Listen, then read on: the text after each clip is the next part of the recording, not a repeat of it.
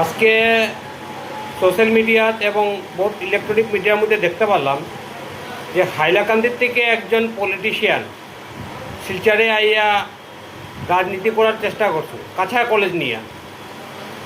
যেদিন কাছা কলেজে ঘটনা ঘটছিল এই দিন জেলা কংগ্রেসের সব নেতৃত্ব কলেজে উপস্থিত আসিল।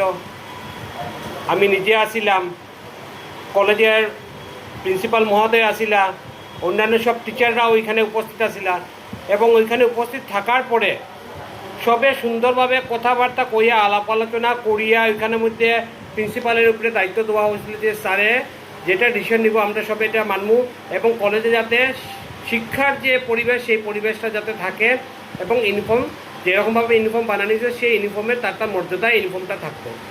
সব কিছু শেষ হয়েছে, কথাবার্তা শেষ, জেলা কংগ্রেসের নেতৃত্ব আমরা সব ছাত্রছাত্রীরাও আসিল। থাকার পরেও দেখা গেল যে আজকে হঠাৎ করিয়া হাইলাকান্দির পলিটিশিয়ান শিলচরে আইয়া এখানের মধ্যে নোংরা রাজনীতি করার চেষ্টা করছেন, যেটা রাজনীতির ক্ষেত্র না। কলেজ হইলে গিয়া পড়াশোনার ক্ষেত্র, এইটা রাজনীতির ক্ষেত্র না।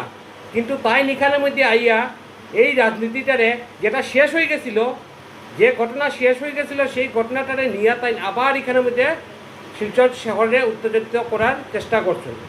এটা শিলচর শহর, বাইরের থেকে কেউ আইয়া এখানের মধ্যে শিলচর শহরে উত্তেজিত করতে আমরা দিতাম না। যে বাইরের পলিটিক্স, বাইরের পলিটিশিয়ানরা আইয়া এখানে শিলচরের মধ্যে ঢুকিয়া শিলচরের উত্তেজনাকর পরিস্থিতি করতো, এটা আমরা কোনোদিন সহ্য করতো না।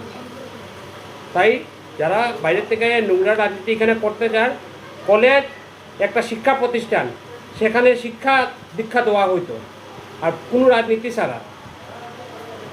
তো এটা লিগে আমি কই দিয়া যারা এরকম ধরনের নোংরা রাজনীতি করতে চান এরকম নোংরা রাজনীতি থেকে দূর থাকুন, নাইলে কিন্তু আমরাও রাজনীতি করতে ভালো জানি।